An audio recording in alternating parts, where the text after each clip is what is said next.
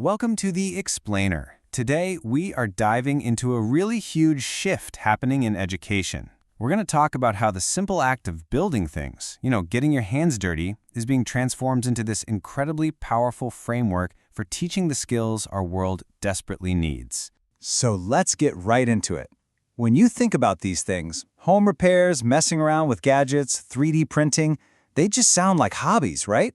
But what if I told you they are actually the building blocks of a massive global movement? As you're about to see, they all point toward a powerful new way of thinking about how we learn. All right, to really get where we're going, we first have to understand where this all came from. Our story really kicks off with three big ideas that have been evolving for a long time, and I bet they'll sound pretty familiar to you. First up, we've got DIY, or do-it-yourself. Now, this is way more than just struggling with some flat-pack furniture. In an educational sense, DIY is a whole philosophy of empowerment. It's about self-reliance, right? It's about taking control and learning exactly what you need to solve the problem that's right in front of you, without waiting for someone to teach you in a formal class. Next, there's tinkering. This is really the heart of discovery. It's a mindset where you learn by playing, by pulling things apart and trying to put them back together. With tinkering, mistakes aren't just okay, they're literally essential. The goal isn't some perfect final product, it's the deep understanding you gain from that messy trial-and-error process. And that, of course, brings us to the maker movement. This is where it all comes together in a big way. It takes that can-do spirit of DIY and the playful experimentation of tinkering, but then it adds two absolute game changers. Powerful modern tools like 3D printers and laser cutters, and, maybe most importantly, a culture of community and sharing.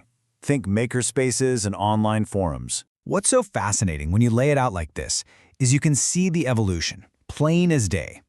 The focus shifts from the individual in DIY to the intellectual process in tinkering, and then finally to the community in the maker movement. It's a journey from learning just for yourself to creating and innovating with others. So, all this making and building, it just feels intuitive, right? It feels like it should work. But there's actually a deep, powerful educational theory powering this whole thing. Let's dig into that now, because this idea is at the very core of the entire movement. This idea of learning by doing has a super long history. We're talking all the way back to Aristotle. In the 20th century, the famous psychologist Jean Piaget gave us constructivism, the idea that we build knowledge in our minds. But it was his student, a guy named Seymour Papert, who took it one revolutionary step further. Papert called his idea constructionism, and his core argument was absolutely transformative. He said that the mental construction of knowledge happens best when it's supported by physical construction in the real world. In other words, learning is most powerful when you're making something tangible, something you can actually see, hold, and, crucially, share. Think about it like this. An idea just floating around in your head is abstract. It's invisible. But the moment you build a model, or write a piece of code, or create a physical object, that invisible thought becomes a concrete, shareable thing.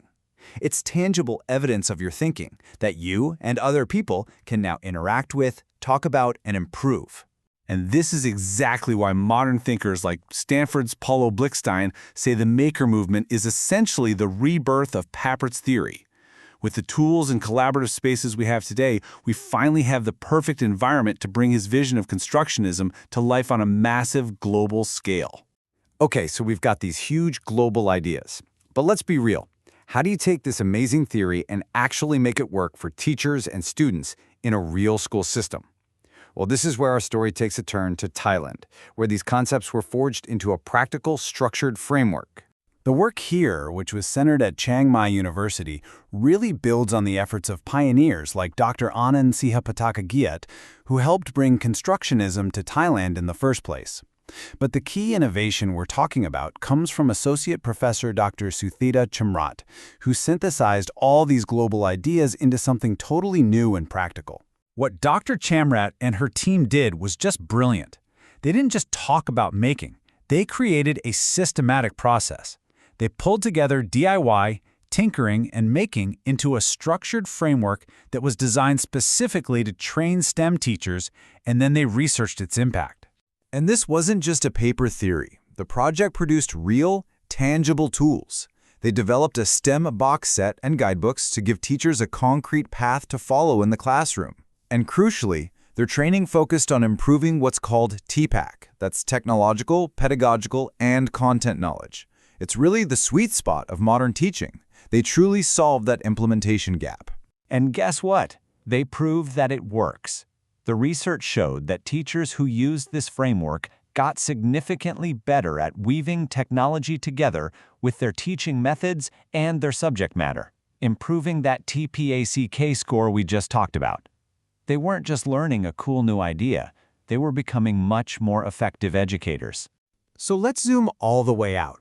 Why does a specific framework developed in Thailand matter to the rest of the world? What's the big universal takeaway from all of this? Well, ultimately, this is about so much more than just a new teaching method. What this represents is a fundamental shift in the entire purpose of education, moving our students from being passive consumers of information to becoming active creators of knowledge. And this chart shows the core of that transformation perfectly.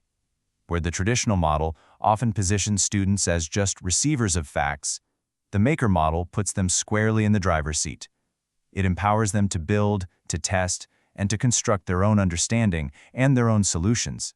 And that leaves us with a final, really powerful question to think about. I mean, it's one thing to teach students about the world's problems, but what could happen if we equipped them, right from the very beginning, with the mindset, the skills, and the confidence to actually build the solutions themselves?